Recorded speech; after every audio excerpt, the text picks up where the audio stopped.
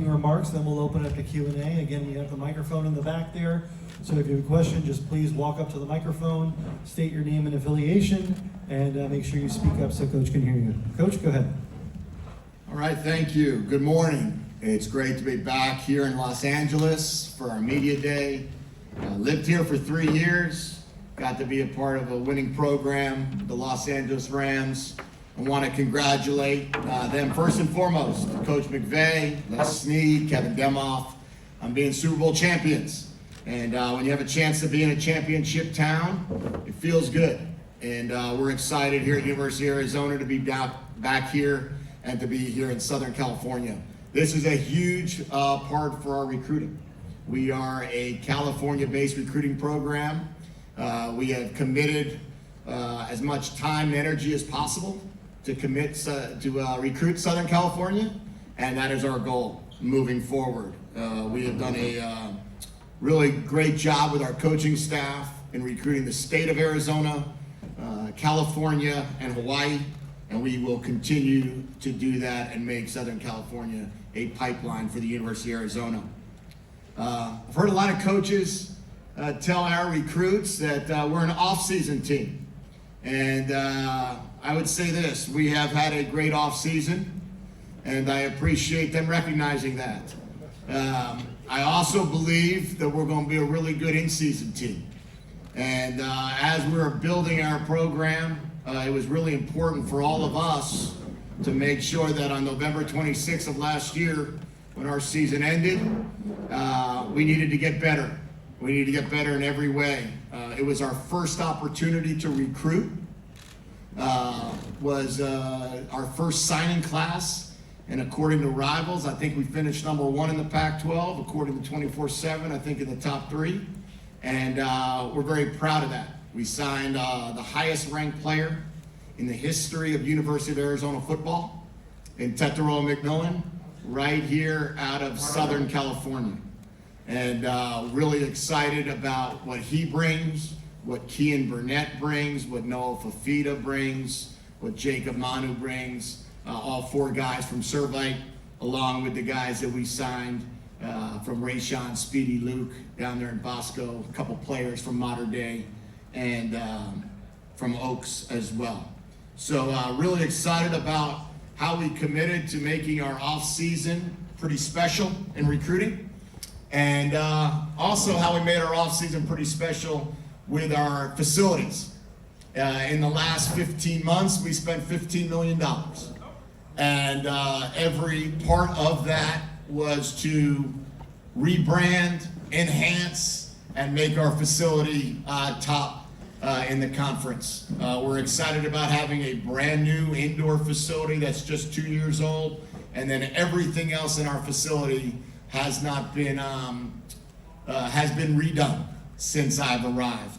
Our athletic director, Dave Hickey, has done an amazing job of allowing us to do that, and I think because of that, we were able to also win in the transfer portal. From 1980 to 2000, University of Arizona football won 63% of its games. They were 3rd in the Pac-12, tied with USC during that time. From 2000 to 2001 to 2021, we did not do that.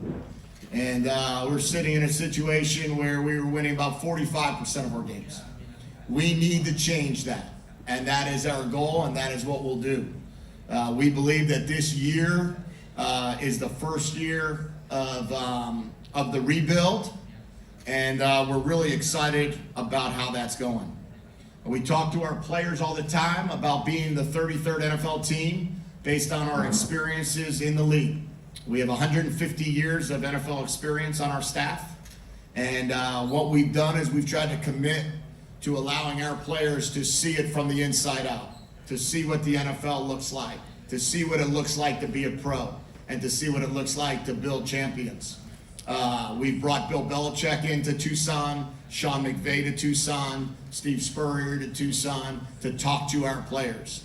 Our players have heard from Zach Taylor, from Jim Nagy at the Senior Bowl, from Charles Bentley at the NFLPA, Mike Tannenbaum and Mike Lombardi over the last 7 weeks. We believe that our guys need to know and hear what it likes to be a pro. and what the program should look like.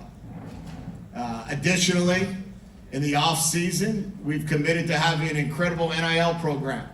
As of yesterday, our NIL program and our collective is a 501c3. So we're the second team in the country, from what I understand, that our donors and our boosters are able to commit funds in a charitable way to our NIL collective, the Friends of Wilbur and Wilma. We are very proud of that. We're also proud of the fact that our university has come out publicly and said we were going to support Alston and the Alston case with the 5980 fund. And we're going to allow our players to benefit from their academic successes. Again, we're excited about all these things that have occurred between November 26th and today. And now when we get started on Wednesday in training camp, it's now time to build off of those successes. We have a bunch of new players and new coaches that have come in through both the coach transfer portal and the player transfer portal. We're also looking for fans in the transfer portal and boosters. So any of those guys that want to transfer in, we'll take them as well. But when it comes down to our coaches, we brought in Johnny Nansen and we brought in Jason Kafusi, who have done a tremendous job with our program and our defense. And then we brought in players like Jaden DeLora, who's coming in here as one of the best players in the conference last season, the freshman Pac-12 Player of the Year. At quarterback, Jacob Cowing, who's here today. At wide receiver, Hunter Eccles, defensive end from LA, DJ Warnell, nickel safety from this area, Tia Savea, and many others. And then finally, I would say that the players that have been here and have been a part of our program have bought in tremendously to the changes that we're trying to do this year.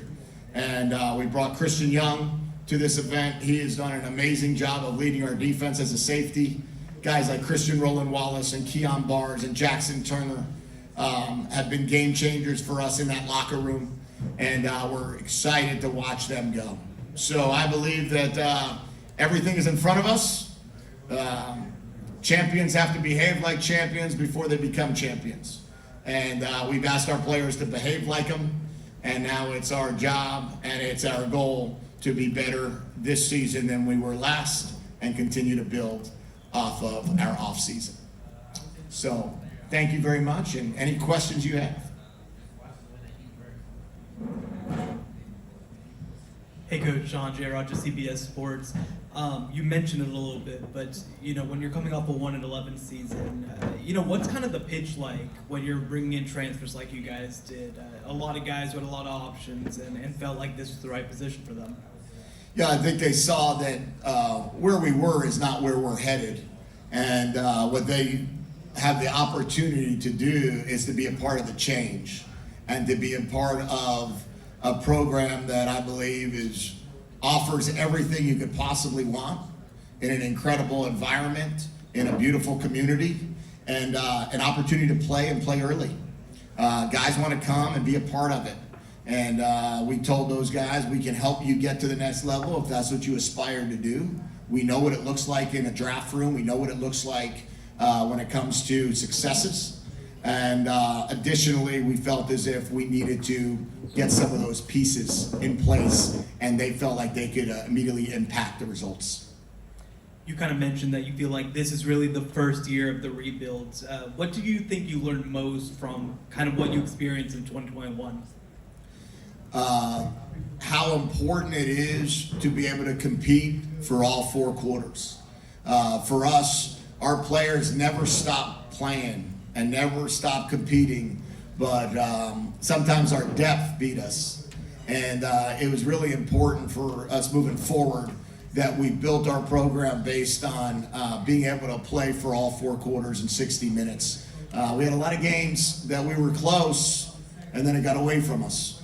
And we need to find a way to make sure from 2021 to 2022 that our process is enabling us to be successful by having depth at a lot of positions. And last thing, do you feel like your NFL background and your staff's NFL background when you are recruiting? Is that a differentiator versus some of the other places that maybe historically have competed more in college football? Yeah, I hope so. I think that a lot of people talk about that they can get you to the next level or they know what the next level looks like, but you actually have to be there to know it. I feel like it gives us an opportunity based on the relationships that we have with coaches at the next level to be able to talk with them and kind of see what they're looking for and see how the trends of the NFL has changed. And as we share our message with our recruits and our players, we're going to do everything we can to get you a chance to be at the next level. And then it's up to you after that. Thank you, Coach. Thank you. Hey there, Michael Lev with the Arizona Daily Star. You mentioned right off the top how you are a Southern California or California-based recruiting operation.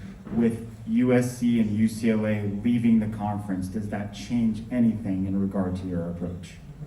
Well, I hope what it does is when parents are making decisions on wanting to watch their children play, they don't have to get on a plane and fly into Newark. They don't have to get on a plane and fly into Iowa. They don't have to get on a plane and fly into Ann Arbor.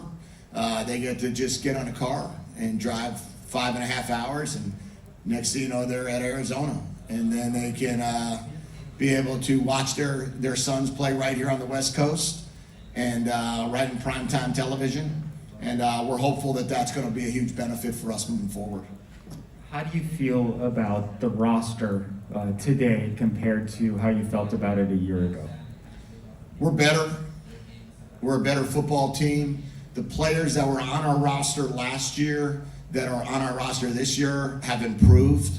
They've committed to being better in the weight room. They've committed to being better in film study. They've committed to being better fundamentally.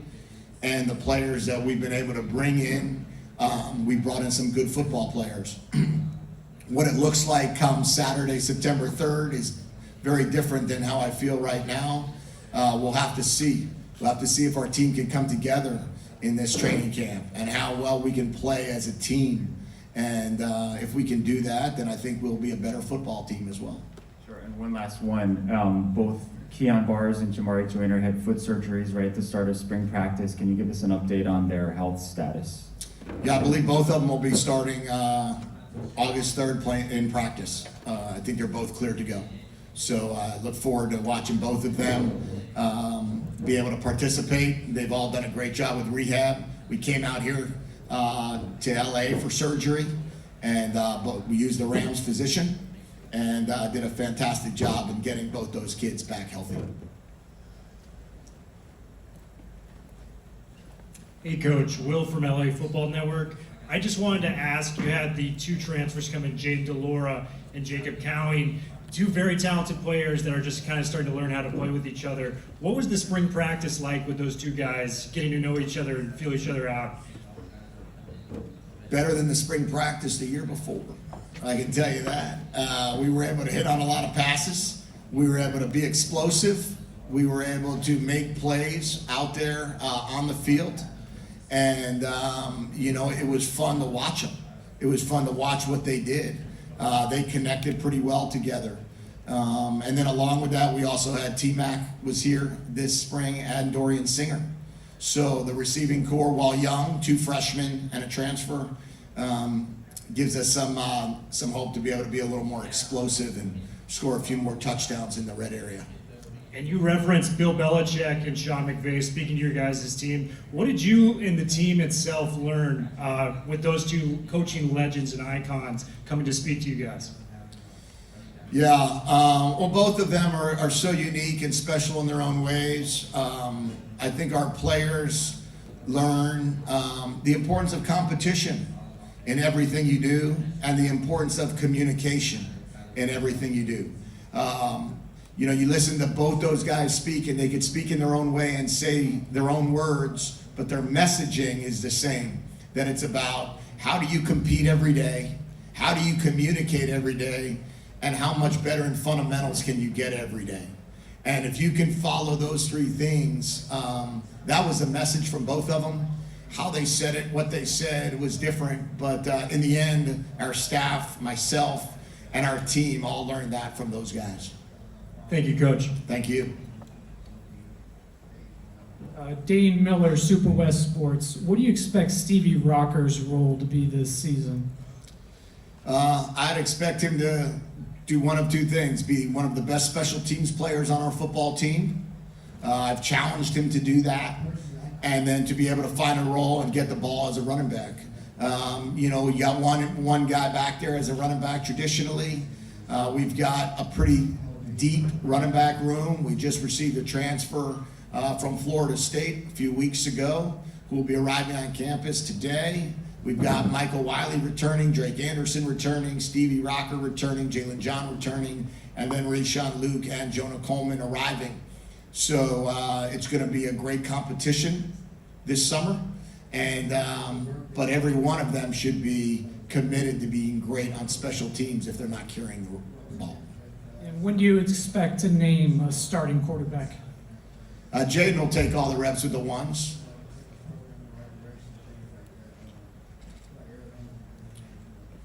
Josh Newman, Salt Lake Tribune. Jedd, how are you? Great. What makes Utah so difficult to play, and why are they worthy of being the pick to win the league this fall? Well, first they're the champions last year, and it's preseason, so I think they should be picked ahead of time. They have a returning quarterback, which is always a huge part of your successes.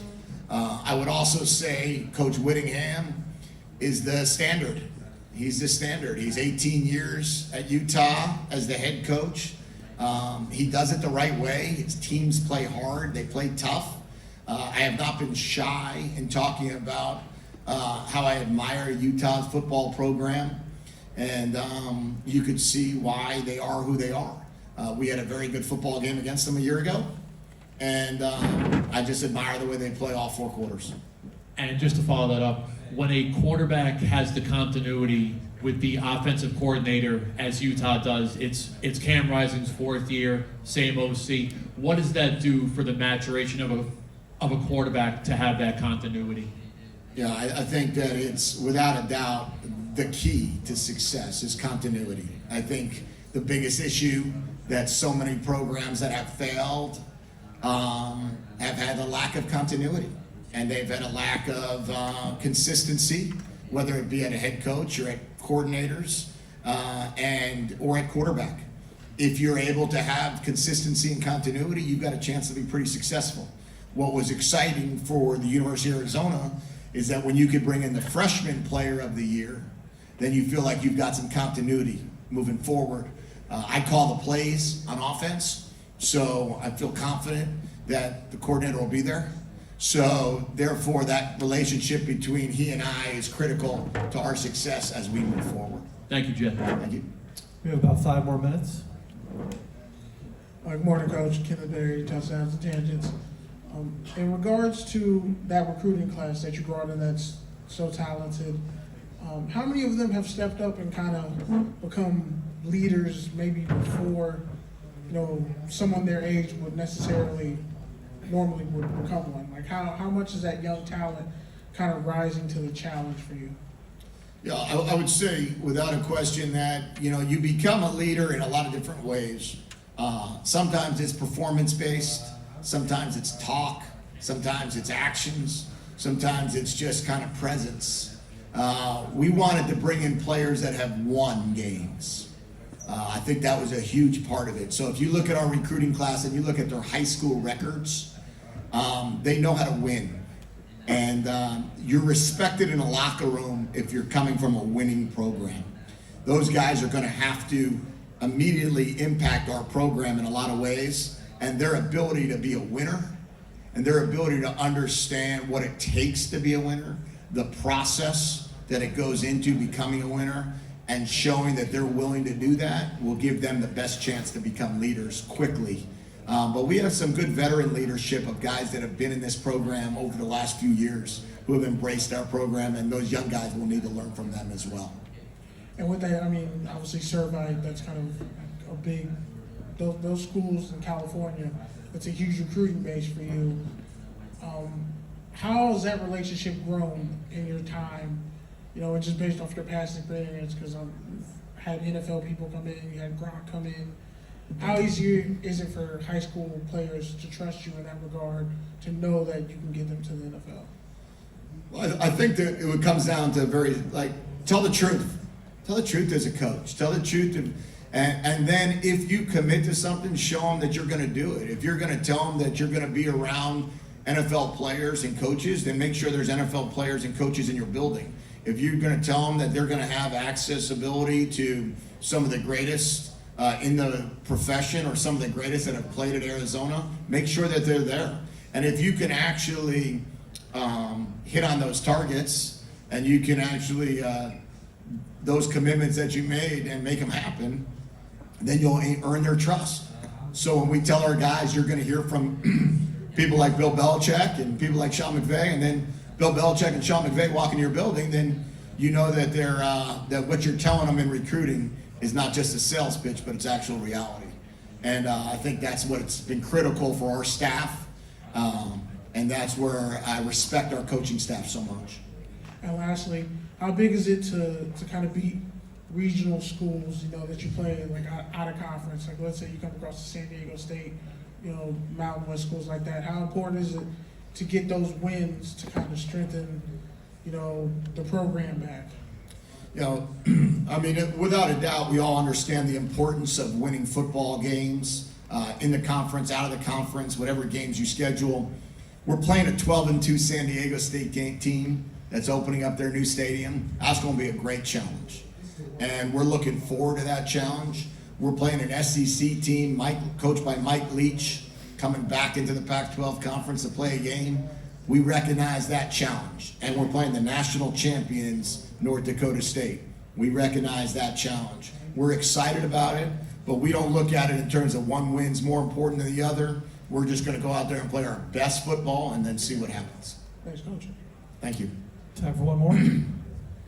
Hey, Jedd, Dane Greenspan, Associated Press. With Territoria specifically, what gives you confidence he'll be able to jump in and make a huge impact as a freshman? With who? Tetaroa? Yeah. Well, he's a really good player and a great kid. And when you have that marriage of a great person with extremely high character with physical talent, it gives you your best chance to be good. Now, he's going to be a freshman and he's going to take some lumps. And we understand that and recognize that. But what you know is if he's going to be a hard worker, if he's going to be committed, and if he's got the raw talent, it gives you some hope and really a great field moving forward that he's going to be able to impact our team, not just September 3rd, but every week after, and then for the next few years. Okay. Thank you, Coach. Thank you. Have a great day. All right, we'll have Stanford out here in a few minutes.